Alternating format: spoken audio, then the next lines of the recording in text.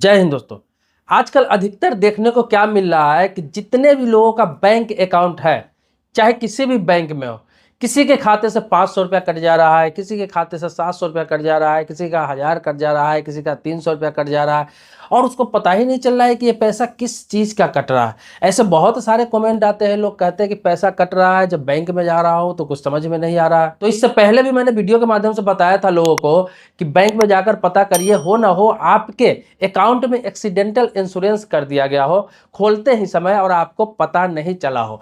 धोखे से ऐसा कर दिया जाता है क्योंकि बैंक वालों का टारगेट होता है, आपको बताया नहीं जाता है। जब आप अकाउंट ओपन करते हैं उसी टाइम कर दिया जाता है, आपके अकाउंट से पर ईयर उतना पैसा कटता रहता है और उस इंश्योरेंस का आपको कोई भी खास बेनिफिट होने वाला है नहीं। मैं ये नहीं कह रहा हूं कि वो इंश्योरेंस नहीं लेना चाहिए, लेकिन ये धोखे से करना बिल्कुल गलत है। बैंक स्टाफ को, बैंक कर्मचारी को, कस्टमर को क्लियर सब कुछ बता देना चाहिए। अगर वो करवाना चाह रहा है तो ठीक है, नहीं करवाना चाह रहा है तो नहीं करना चाहिए। होता क्या है कि जब आप किसी बैंक में अकाउंट खोलने जाते हैं उसी टाइम क्या हो जाता है कि इंश्योरेंस प्लान साथ में ऐड कर दिया जाता है। बहुत सारे बैंक स्टाफ आपको बताते भी है कि ये लेना कंपल्सरी है, अगर आप नहीं लेंगे तो आपका अकाउंट ओपन नहीं होगा। तो मजबूरी में बहुत सारे लोग ले लेते हैं, उन्हें लगता है चलिए वन टाइम पैसा लगेगा 500 या 700, एक साल का इंश्योरेंस रहेगा और फिर खत्म हो जाएगा, अकाउंट तो खुल जा रहा है ना आसानी से। लेकिन होता क्या है कि वो ऑटो डेबिट हो जाता है और हर साल ये पैसा कटता रहता है और हर साल एक्सीडेंटल इंश्योरेंस रेन्यू होता रहता है जो 1 लाख या 2 लाख का होता है। मतलब आप एक्सीडेंट से आपकी मृत्यु होती है तभी वो पैसा रिटर्न मिलेगा आपको। जितना का बीमा है 50,000 या 1 लाख का, और आपका एक्सीडेंट से अगर मृत्यु नहीं होती है तो आपको किसी प्रकार का कोई क्लेम नहीं मिलेगा, नॉर्मल डेथ पे या फिर बीमारी से डेथ पर नहीं मिलने का है। क्योंकि बैंक स्टाफ को टारगेट दिया जाता है, टारगेट पूरा करने के चक्कर में किसी को भी ये चिपका दिया जाता है। खास तौर पर SBI, state bank of India के बारे में बताना चाहूंगा। और भी कई बैंक है जिसमें कुछ प्राइवेट सेक्टर का भी बैंक है जिसका काम यही है कि आप अकाउंट खुलाने जाते हैं तो कुछ ना कुछ आपको उसमें चिपका देंगे जो आपको पता भी नहीं चलेगा अपना टारगेट पूरा करने के चक्कर में। कोई डीमेट अकाउंट उसके साथ चिपका देगा आपको जीरो बैलेंस पर, कोई इंश्योरेंस चिपका देगा, आपको पता भी नहीं चलेगा। सबका चार्जेस साल में कटता रहेगा और आपका साल में 1000, 2000, 5000, 500, 200 करके कट जाएगा, आपको पता भी नहीं चलेगा। जब आप पूछने जाएंगे तो आपको बताएगा भी नहीं, बताएगा भी तो बोलेगा अरे इस चीज का कटा हुआ है, ये प्लान आपने ले रखा है, आप ही को बेवकूफ बना देगा। तो देखिए आपके अकाउंट में भी इंश्योरेंस इस तरह का हो गया हुआ है, कर दिया गया है किसी के द्वारा या फिर स्टाफ के द्वारा, और आपका हर साल पैसा कट रहा है, तो आप अपने ब्रांच में जाइए, चाहे स्टेट बैंक का हो, चाहे HDFC का हो, चाहे किसी भी बैंक का हो, आप ब्रांच में जाइए। ब्रांच में जाकर उनसे बात करिए और कहिए कि मेरा ऑटो डेबिट हटा दीजिए, मुझे इस इंश्योरेंस की आवश्यकता नहीं है। वो आपसे एक फॉर्म भराएंगे और उसको क्लोज कर देंगे, क्योंकि आपको आवश्यकता नहीं है। अगर जबरदस्ती करते हैं, नहीं क्लोज करते हैं तो आपको अकाउंट बंद करवाने की आवश्यकता नहीं। बहुत लोग उस समय कहते हैं अकाउंट बंद करवा दूंगा, ये अकाउंट बंद करवाने की आवश्यकता नहीं। आप कंप्लेन करिए मैनेजर से, मैनेजर नहीं सुनता है तो आप RBI के सचेत पोर्टल पर भी कंप्लेन कर सकते हैं, यहाँ तक कि जोनल ऑफिस में भी कंप्लेन कर सकते हैं। सबका नंबर आपके बैंक में ब्रांच में ही बोर्ड पर लगा हुआ मिल जाता है। हालांकि बैंक कर्मचारी चाहे तो ऑटो डेबिट का हटा देते हैं, लेकिन नहीं हटाते। इस पीरियड में बोल रहा हूं कि आप कंप्लेन करिए, क्योंकि जबरदस्ती आपको इंश्योरेंस कोई नहीं बेच सकता है। अभी कई बैंकों में कस्टमर द्वारा ऐसे ही जाकर हंगामा किया गया। वजह यही था कि बिना बताए कोई जाता है अकाउंट खुलवाने, कोई जाता है पैसा रखने के लिए, उन्हें प्लान समझा दिया जाता है। अभी ऐसे भी आप डिपॉजिट करने 2-4 बार जाइए, आपका ट्रांजेक्शन अच्छा रहेगा, बैंक के कर्मचारी आपको तरह तरह के प्लान समझाने लगेंगे। वो भी इस तरह से समझाएंगे जैसे लगेगा कि आप पर प्रेशर किया जा रहा है, मतलब आपको करना ही होगा, आपको मजबूर कर देते हैं। मतलब ये नहीं कि समझा के छोड़ देते हैं कि चलो देखिए अगर होना हो तो कर सकते हैं, अच्छा रहेगा। वो इतने तरह के फायदे गिनाने लगेंगे, इतना ऐसे प्रेशर करने लगेंगे कि आपको मजबूरी में कराना ही पड़ जाता है। तो इस सबसे बच के रहिए। आपको इन्वेस्टमेंट करना है, अलग अलग इन्वेस्टमेंट कीजिए। जरूरी नहीं कि जहां आपका सेविंग अकाउंट है, जहां आपका करेंट अकाउंट है, हम उसी में सारा इन्वेस्टमेंट कर दें। जिनको एक्सीडेंटल इंश्योरेंस लेना है वो ले सकते हैं, लेकिन जिनको नहीं लेना है बैंक कर्मचारी जबरदस्ती नहीं दे सकता। आप अकाउंट खुलवाने भी जाते हैं किसी भी बैंक में, अगर बैंक कर्मचारी कहता है कि आप ये इंश्योरेंस प्लान लेते हैं एक्सीडेंटल तभी आपका अकाउंट ओपन होगा, नहीं लेते हैं तो नहीं होगा। इस पीरियड में भी आप आगे कंप्लेन कर सकते हैं, जो मैंने आपको बताया, बैंक मैनेजर से हो, जोनल ऑफिस में हो, सचेत पोर्टल पर हो, चाहे SBI के हेल्पलाइन नंबर पर हो, चाहे जिस बैंक में आप खुलाने जा रहे हैं उस बैंक के हेल्पलाइन नंबर पे।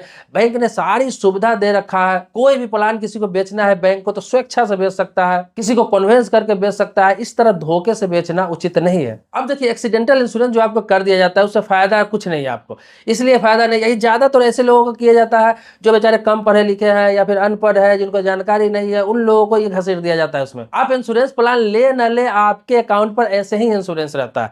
आपके पास अगर डेबिट कार्ड है, किसी प्रकार का एटीएम कार्ड है, अगर रुपए कार्ड है आपके पास, तो ऐसे ही 2 से 3 लाख रुपए का एक्सीडेंटल इंश्योरेंस आपके पास रहता है। अगर किसी भी बैंक का वीजा कार्ड है, वीजा एटीएम कार्ड है, मास्टर एटीएम कार्ड है, तो ऐसे ही 5 लाख रुपए का आपका इंश्योरेंस रहता है। प्लेटिनियम वगैरह है तो 5 लाख, 7 लाख, 10 लाख तक का आपका इंश्योरेंस एक्सीडेंटल उसमें रहता ही है। जब आपको एटीएम कार्ड पर इंश्योरेंस फ्री ऑफ कॉस्ट मिल ही जा रहा है, तो आपको पैसा देकर साल में 500, 700, 1000 रुपया देकर उसी अकाउंट में एक्सीडेंटल इंश्योरेंस लेने की क्या आवश्यकता है। हाँ, अगर आपको आवश्यकता है, आपको लगता है कि 500, 700 रुपया साल का मेरे लिए कुछ भी नहीं है, तो कोई बात नहीं, आप करा सकते हैं। लेकिन ये धोखे से जो लोगों के साथ हो रहा है ये बिल्कुल गलत है। मैंने जो आपको एटीएम कार्ड पर जो बताया, डेबिट कार्ड पर कि आपका इंश्योरेंस रहता है, किस पीरियड में रहता है, इस चीज को समझ लीजिए। कोई भी कार्ड आपके पास है, किसी भी बैंक का एटीएम कार्ड है, और होता क्या है कि उस एटीएम कार्ड को आप महीने में एक बार यूज करते हैं। महीने में कंपल्सरी है कि एक बार यूज करना है। यूज करने का मतलब ये नहीं है कि एटीएम में जाकर आपको पैसा ही निकालना है, या फिर एटीएम में जाकर डिपॉजिट ही करना है, या एटीएम में जाकर बैलेंस ही चेक करना है।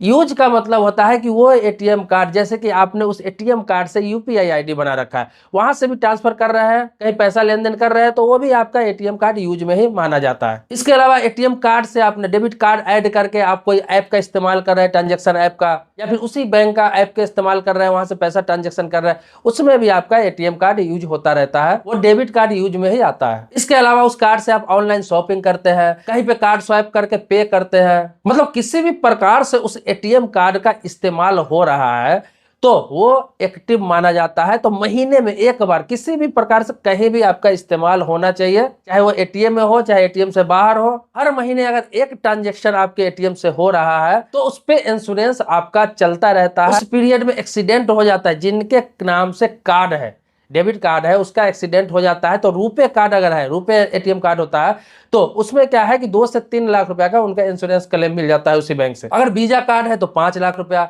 अगर मास्टर कार्ड है उसमें भी 5 लाख रुपया, प्लेटिनियम है तो उसमें भी 5 से 7 लाख रुपया। इसके अलावा बहुत सारे अभी कार्ड आ गए जिसमें 10-10 लाख रुपया तक इंश्योरेंस है। ये निर्भर करता है कि आपके पास कार्ड कौन सा है, आपके पास अकाउंट कौन सा है। तो ये ध्यान रखें कि आप अपने घर के किसी भी व्यक्ति का अकाउंट खुलवाने जा रहे हैं बैंक में, अगर वो जबरदस्ती आपको बोल रहा है कि इंश्योरेंस लेंगे या फिर डीमेट अकाउंट लेंगे तभी आपका अकाउंट खुलेगा, नहीं तो नहीं खुलेगा। तो ये नहीं कि आप मजबूरी में ले ही ले, आपको आवश्यकता है, लगे कि हाँ जरूरत है, ये इंश्योरेंस अच्छा है, आपके हित में है, तो आप ले सकते हैं, कोई दिक्कत नहीं है। ये मैं बात कर रहा हूँ उसके लिए कि जो नहीं लेना चाहते हैं और उनको बरगला के दे दिया जाता है, धोखे से दे दिया जाता है, बिना बताए दे दिया जाता है, या फिर धमका के ये दिया जाता है कि आप लेंगे तभी अकाउंट खुल पाएगा, अन्यथा नहीं खुल पाएगा। ये गलत सिस्टम है। इसके लिए मैंने जो बताया आपको इससे पहले, वहां आप कंप्लेन कर सकते हैं, और किसी भी हालात में बैंक स्टाफ को आपका अकाउंट खोलना ही होगा बगैर इंश्योरेंस दिए हुए। देखिए आजकल हर किसी के पास कुछ ना कुछ इंश्योरेंस रहता है। एक्सीडेंटल इंश्योरेंस बहुत सारी चीजों पे मिलता ही है। इसके अलावा किसी के पास टर्म इंश्योरेंस रहता है, किसी के पास लाइफ इंश्योरेंस रहता है, किसी के पास कार इंश्योरेंस रहता है, किसी के पास बाइक इंश्योरेंस रहता है। तो कई कई इंश्योरेंस लेके ऐसे भी रखते ही है, 2-3 इंश्योरेंस ऑलरेडी रहता है, तो लेना नहीं चाहते हैं